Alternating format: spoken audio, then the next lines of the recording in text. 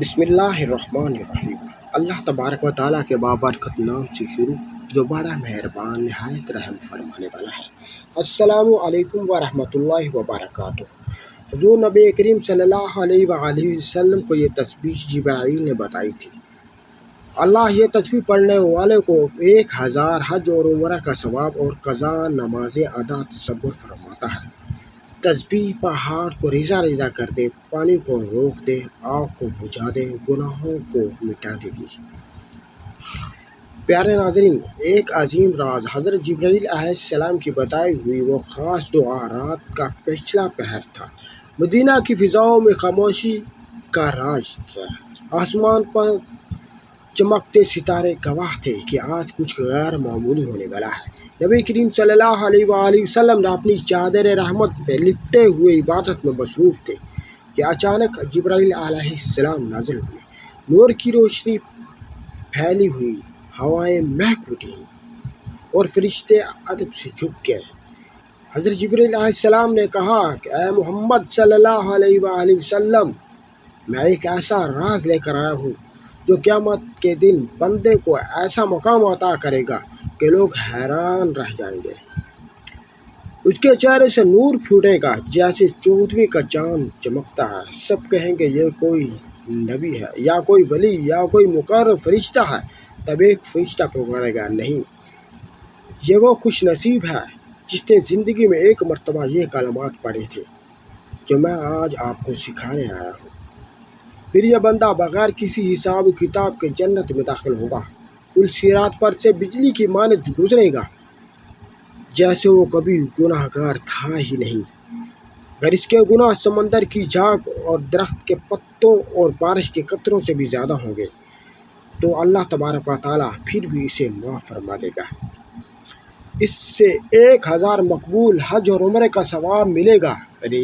اگر یہ کلمات آگ پر پڑے جائیں تو وہ فوراً بجھ جائے گی۔ پہاڑ پر پڑے جائیں تو وہ ریزہ ریزہ ہو جائے گا۔ اگر کوئی پیاسا ہو اور یہ دعا پڑھے تو وہ فوراً سیراب ہو جائے گا۔ اگر کوئی بھوکا ہو اور یہ دعا پڑھے تو رزق کا دروازہ اس پر کھل جائے گا۔ اور اگر کوئی حافظ قرآن نہ بن سکے تو ان کلمات کے ذریعے سے حافظے میں قرآن سما جائے گا۔ اور وہ مبارک کلمات یہ ہے۔ پیارے ناظرین، حضرت ابوبکر صدیق رضی اللہ عنہ فرماتے ہیں کہ میں نے یہ کلمات رات میں اور دن میں پڑھے، مجھے وہ شرف نصیب ہوا جو دنیا کی سب سے بڑی دولت سے بڑھ کر تھا۔ مجھے خواب میں سرکار مدینہ صلی اللہ علیہ وآلہ وسلم کی زیارت کا شرف حاصل ہوا۔ حضرت عمر فاروق رضی اللہ عنہ فرماتے ہیں کہ جب بھی میں نے کسی حاجت کے لیے یہ دعا مانگی تو اللہ تعالیٰ نے مجھے کبھی بھی مایوس نہیں کیا۔ میری ہر دعا قبول ہوئی، کبھی بھی رد نہ ہوئی۔ حضرت عثمان غنی رضی اللہ عنہ کو قرآن پاک حفظ کرنے میں مشکل پیش آ رہی تھی۔ وہ سرکار دو عالم صلی اللہ علیہ وآلہ وسلم کی خدمت میں پیش ہوئے اور فرمایا کہ میں کوشش کرتا ہوں مگر قرآن مجھے یاد نہیں ہوتا۔ تو نبی کریم صلی اللہ علیہ وآلہ وسلم نے فرمایا یہ کلمات پڑھ کر دعا کرو، تمہیں قرآن یاد ہو جائے گا۔ حضرت عثمان غنی رضی اللہ عنہ نے یہ کلمات پڑھے اور پھر قرآن کو ان کے سینے میں ایسے اتارا گیا کہ جیسے وہ صدیوں سے قرآن کے حافظ ہیں۔ پیارے ناظرین، اگر آپ بھی ان کلمات کے بارے میں جاننا چاہتے ہیں، اگر آپ بھی چاہتے ہیں قیامت کے دن بغیر حساب و کتاب جنت میں داخل ہو، پیارے ناظرین، اس بات کو واضح کیا جاتا ہے کہ حساب و کتاب بے شک سب کا ہوگا، لیکن اللہ تبارک و تعالیٰ چند ایسے لوگ ہوں گے، اللہ تبارک و تعالیٰ کے چند ایسے لوگ ہوں گے جو ایسا عمل زندگی میں کریں گے کہ اللہ کو وہ بہت پسند آئے گا، یعنی ان کی نیکی اتنی زیادہ لکھ دی جائے گی کہ اس نیکی کے صدقے اللہ تبارک و تعالیٰ ان کو جنت میں داخل کر دے گا۔ اگر آپ بھی چاہتے ہیں کہ پل صراط پر سے بجلی کی طرح پار ہو جائیں، اگر آپ چاہتے ہیں کہ آپ کی ہر حاجت پوری ہو، ہر مراد پوری ہو، ہر کام میں کامیابی ملے، تو آپ اس ویڈیو کو آخر تک ضرور دیکھیے گا۔ آپ کو بھی وہ راز معلوم ہو جائے گا جو حضرت جبرائیل علیہ السلام خود لے کر آئے۔ نبی کریم صلی اللہ علیہ وآلہ وسلم نے فرمایا، یہ میری امت میں سے 70,000 افراد اٹھائے گئے جو بغیر حساب و کتاب جنت میں داخل ہو جائیں گے۔ یہ وہ لوگ ہوں گے جو جھاڑ پھونک نہیں کرواتے، بد شکنی نہیں لیتے، اللہ پر کامل بھروسہ لگاتے ہیں۔ یہ سن کر حضرت عکاشہ رضی اللہ عنہ نے عرض کی، یا رسول اللہ صلی اللہ علیہ وسلم، دعا فرمائیں کہ میں بھی ان میں شامل ہو جاؤں۔ آپ صلی اللہ علیہ وسلم نے فرمایا، تو ان میں شامل ہو۔ پھر ایک اور شخص نے کھڑے ہو کر کہا، یا رسول اللہ صلی اللہ علیہ وسلم، میرے لیے بھی دعا فرمائیے۔ کہ آپ صلی اللہ علیہ وسلم نے فرمایا کہ عکاشہ تم سے سبقت لے گئے۔ حشر کا دن سورج سوا نیزے پر ہوگا، زمین تانبے کی طرح تپ رہی ہوگی، لوگ پسینے میں ڈوبے ہوئے ہوں گے، ہر شخص خوف زدہ ہوگا، جانے اس کا اعمال کا فیصلہ کب ہوگا۔ اس ہجوم میں ایک چہرہ چمک رہا ہوگا، بلکہ لوگ کہہ رہے ہوں گے کہ یہ تو نور ہے، ایسا نور جو 14ویں رات کے چاند کی طرح جگمگا رہا ہے۔ لوگ حیران ہو گئے، سرگوشیاں ہو رہی ہوں گی، یہ کوئی نبی ہے، کوئی مقرب فرشتہ ہے، کون خوش نصیب ہے کہ آپ آسمان سے اعلان ہوگا، یہ وہ بندہ ہے جس نے یہ کلمات پڑھے تھے جو اللہ کے خاص بندوں کے نصیب میں لکھے گئے، اور پھر وہ شخص بغیر حساب و کتاب جنت میں داخل ہوگا، یعنی اس کے لیے حساب و کتاب میں آسانی ہوگی۔ پل صراط سے یوں گزر جائے گا جیسے تیز ہوا کا جھونکا گزر گیا، اس کے گناہوں کا نام نشان مٹ جائے گا، وہ دنیا میں جیسے کہ نیک اور پاک آیا تھا ویسا ہی بن جائے گا، اس کے اعمال نامے میں 1000 حج و عمرے کا ثواب لکھ دیا جائے گا۔ یہ وہی کلمات ہیں جو کسی بھی پیاسے کو سیراب کر دیتے ہیں، بھوکے کے لیے رزق کے دروازے کھول دیتے ہیں، پہاڑوں کو ریزہ ریزہ کر دیتے ہیں، آگ کو فوراً بجھا دیتے ہیں۔ حافظ قرآن کو ایسا قرآن یاد کرواتے ہیں کہ الفاظ قرآن کے اس کے دل پر نقش ہو جاتے ہیں اور اسے کبھی بھی نہیں بھولتے۔ حضرت ابوبکر صدیق رضی اللہ عنہ فرماتے ہیں کہ میں نے یہ کلمات پڑھے اور اس رات خواب میں سرکار دو عالم صلی اللہ علیہ وآلہ وسلم کی زیارت نصیب ہوئی۔ سبحان اللہ! ہر مسلمان چاہتا ہے کہ اسے قرآن پر عبور حاصل ہو جائے، اس سے پیارے نبی کریم صلی اللہ علیہ وآلہ وسلم کی زیارت نصیب ہو جائے۔ ہر مسلمان چاہتا ہے کہ وہ پیارے نبی کریم صلی اللہ علیہ وسلم کا دیدار کرے، یہاں تک کہ وہ لوگ جو حج اور عمرہ ادا نہیں کر سکتے، یعنی ان میں ایسی استطاعت نہیں کہ اللہ تبارک و تعالیٰ سے روتے ہیں، گڑ گڑا کر دعا مانگتے ہیں، اللہ ہمارے پاس کوئی وسیلہ نہیں، ہم جا کر تیرا در دیکھیں، تیرے نبی کا گھر دیکھیں، تو پیارے اللہ تو ہمیں خواب میں ہی دکھا دے، ہمیں خواب میں اللہ کا گھر دکھا دے، ہمیں پیارے نبی کریم صلی اللہ علیہ وسلم کا گھر دکھا دے، پیارے نبی کریم صلی اللہ علیہ وسلم کو ہمارے خواب میں ہمیں دکھا دے، یعنی ہمیں آپ صلی اللہ علیہ وآلہ وسلم کا دیدار کروا دے۔ حضرت علی رضی اللہ عنہ فرماتے ہیں کہ جب میں تلوار کو تھامتا تو میرے دل اللہ کے نور سے روشن ہو جاتا، تب میں یہ کلمات پڑھتا جو زمین اور آسمان کے درمیان پل باندھ دیتے ہیں، اور پھر میری تلوار روشنی کی مانند لمبی ہو کر دشمن کے سینے میں اتر جاتی ہے، میں جہاں چاہتا میرا وار وہیں جاتا، پہاڑ میرے سامنے موم کی طرح پڑ جاتے۔ میری تلوار صرف فولاد کی نہیں تھی بلکہ اس میں اللہ کے حکم سے بجلی دوڑتی تھی، دشمن میرا نام سنتے ہی لرز اٹھتے، میدان جنگ میں میری ضربوں سے گونجنے لگتا اور میں دیکھتا کہ فتح میرے قدموں میں آ گری۔ اللہ نے مجھے وہ ہاتھ عطا کیے جو ظلم کا بوجھ کاٹ دیتے، وہ ہاتھ دیے جو حق کا جھنڈا بلند کرتے، اور نظر دی جو آنے والے وقت میں چالوں کو بھانپ لیتے۔ مجھے جنگوں میں کامیابی میری طاقت سے نہیں بلکہ اس کامل یقین اور صبری سے کہ میں حق پر تھا، حق ہی حمایت میں میرا ہر بار بجلی کی کڑک اور ہر قدم شیر کی گرج تھا۔ یہ وہ خزانہ ہے جسے جبریل امین علیہ السلام لے کر آئے، یہ وہ راہ ہے جو قیامت میں نجات کا ذریعہ بن جائے گا۔ یہ ایک حیران کن منظر تھا۔ ایک مرتبہ صحابہ کرام رضی اللہ عنہ نبی کریم صلی اللہ علیہ وآلہ وسلم کے گرد بیٹھے ہوئے تھے کہ اچانک ایک اجنبی شخص مسجد میں داخل ہوا۔ اس کے کپڑے سفید، نہایت ہی سفید، بال کالے اور سفر کے کوئی آثار نہیں نظر آتے تھے۔ کسی نے اس سے پہلے نہیں دیکھا تھا۔ پھر نبی کریم صلی اللہ علیہ وآلہ وسلم کے قریب آیا اور بالکل سامنے بیٹھ کر گھٹنے سے گھٹنے ملا دیے اور ہاتھ اپنی زانوں پر رکھ دیے۔ اس نے کہا، محمد صلی اللہ علیہ وآلہ وسلم، مجھے اسلام کے بارے میں بتائیں۔ رسول اللہ صلی اللہ علیہ وآلہ وسلم نے فرمایا، اسلام یہ ہے کہ تم گواہی دو کہ اللہ کے سوا کوئی معبود نہیں اور محمد صلی اللہ علیہ وآلہ وسلم کے رسول ہیں۔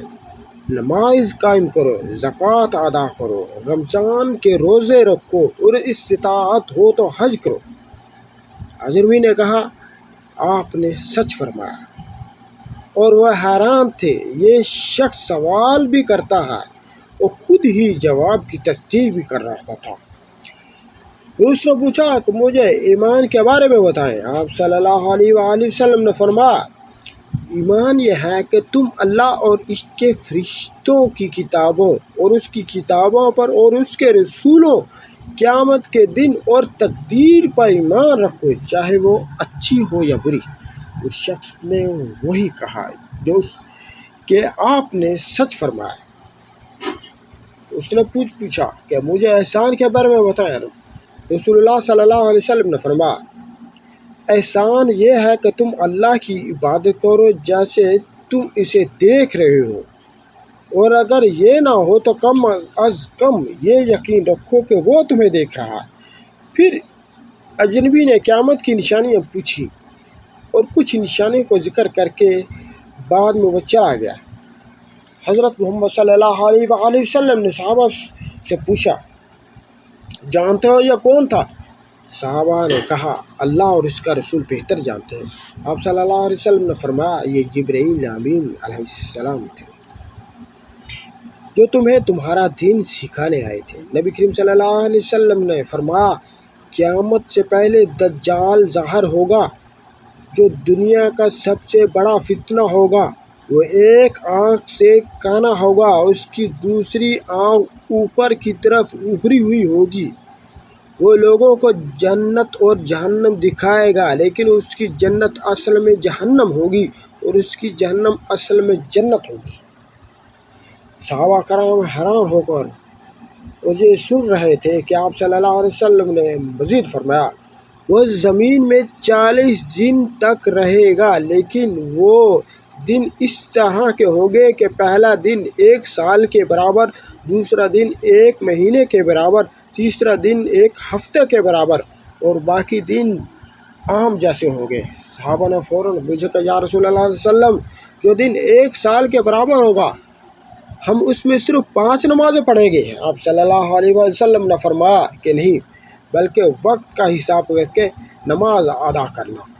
پھر آپ صلی اللہ علیہ وسلم نے فرمایا کہ دجال پوری زمین پر تیزی سے سفر کرے گا جیسے بادلوں کا ہوا اڑاتی ہے۔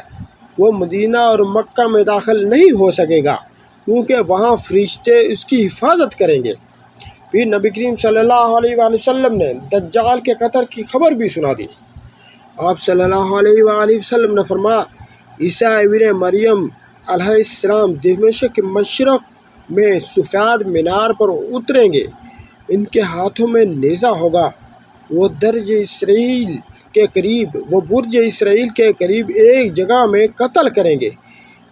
ایک رات جب مکہ خاموش تھا، رسول اللہ صلی اللہ علیہ وسلم پر وحی کا نزول ہوا۔ محمد صلی اللہ علیہ وآلہ وسلم کو آسمانی سفر پر لے جایا گیا۔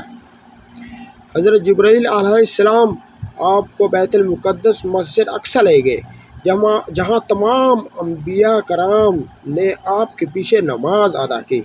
پھر آپ صلی اللہ علیہ وسلم کا سفر آسمان کی طرف ہوا۔ پہلے آسمان پر حضرت آدم علیہ السلام سے ملاقات ہوئی، دوسرے پر حضرت یحییٰ علیہ السلام اور حضرت عیسیٰ علیہ السلام، تیسرے آسمان پر حضرت یوسف علیہ السلام سے۔ چوتھے آسمان پر حضرت ادریس علیہ السلام، پانچویں آسمان پر حضرت ہارون علیہ السلام اور چھٹویں آسمان پر حضرت موسیٰ علیہ السلام، ساتویں آسمان پر حضرت ابراہیم علیہ السلام سے ملاقات ہوئی جو بیت المعمور کے ساتھ ٹیک لگائے بیٹھے تھے۔ پھر آپ صلی اللہ علیہ وسلم کو سدرۃ المنتہا تک لے جایا گیا جہاں جبریل علیہ السلام رک گئے اور کہا، اے محمد صلی اللہ علیہ وآلہ وسلم، اس سے آگے جانے کی مجھے اجازت نہیں، یہاں سے آگے آپ کو اکیلے جانا ہوگا۔ اور پھر اللہ رب العزت سے ملاقات ہوئی جہاں 50 نمازوں کا حکم ہوا جو بعد میں 5 کر دی گئی، لیکن ان کا اجر 50 کا ہی رکھا گیا۔ جب نبی کریم صلی اللہ علیہ وآلہ وسلم واپس آئے، کفار نے مذاق اڑایا، لیکن حضرت ابوبکر صدیق رضی اللہ عنہ نے کہا کہ اگر محمد صلی اللہ علیہ وسلم نے کہا ہے تو یہ سچ ہے، میں اس کی تصدیق کرتا ہوں۔ پیارے ناظرین، حدیث قدسی میں ہے کہ نبی کریم صلی اللہ علیہ وآلہ وسلم نے فرمایا کہ اللہ تعالیٰ فرماتا ہے کہ اے میرے بندو، میں نے اپنے اوپر ظلم کو حرام کیا اور تمہارے درمیان بھی ظلم کو حرام کرا دیا، بس تم ایک دوسرے پر ظلم نہ کرو۔ اے میرے بندو، تم سب بھوکے ہو سوائے اسے کہ جسے میں کھلاتا ہوں، بس مجھ سے کھانے کا سوال کرو، میں تمہیں کھلاؤں گا۔ اے میرے بندو، تم سب ننگے ہو سوائے اس کے کہ جسے میں پہناتا ہوں، بس مجھ سے لباس مانگو، میں تمہیں پہناؤں گا۔ اے میرے بندو، تم سب گمراہ ہو سوائے اس کے کہ جس سے میں ہدایت دوں، بس مجھ سے ہدایت طلب کرو، میں تمہیں ہدایت دوں گا۔ اے میرے بندو، اگر تم سب کے سب چرند پرند جن و انس ایک میدان میں کھڑے ہو کر مجھ سے مانگے اور میں سب کو عطا کروں گا تو میرے خزانوں میں اتنی بھی کمی نہیں ہوگی جتنا سمندر میں سوئی ڈبونے سے پانی کم ہوتا ہے۔ پیارے ناظرین، نبی کریم صلی اللہ علیہ وآلہ وسلم نے فرمایا، کیا تم جانتے ہو کہ مفلس کون ہے؟ صحابہ نے عرض کیا کہ ہم بھی مفلس ہیں، جس کے پاس نہ درہم ہو نہ مال ہو۔ حضرت محمد صلی اللہ علیہ وسلم نے فرمایا، میری امت کا مفلس وہ شخص ہوگا جو قیامت کے دن نماز، روزہ، زکوٰۃ لے کر آئے گا، لیکن اس نے کسی کو گالی دی ہوگی، کسی پر تہمت لگائی ہوگی، کسی کا مال کھایا ہوگا، کسی کا خون بہایا ہوگا، کسی کو مارا ہوگا، بس اس کی نیکیاں ان لوگوں میں بانٹی جائیں گی۔ اگر اس کی نیکیاں ختم ہو گئیں اور حقوق باقی رہے تو ان لوگوں کے گناہ اس کے حصے میں ڈال دیے جائیں گے اور پھر اسے جہنم میں ڈال دیا جائے گا۔ نبی کریم صلی اللہ علیہ وسلم نے فرمایا، بنی اسرائیل میں 3 شخص تھے، ایک کوڑی، دوسرا گنجا، تیسرا نابینا۔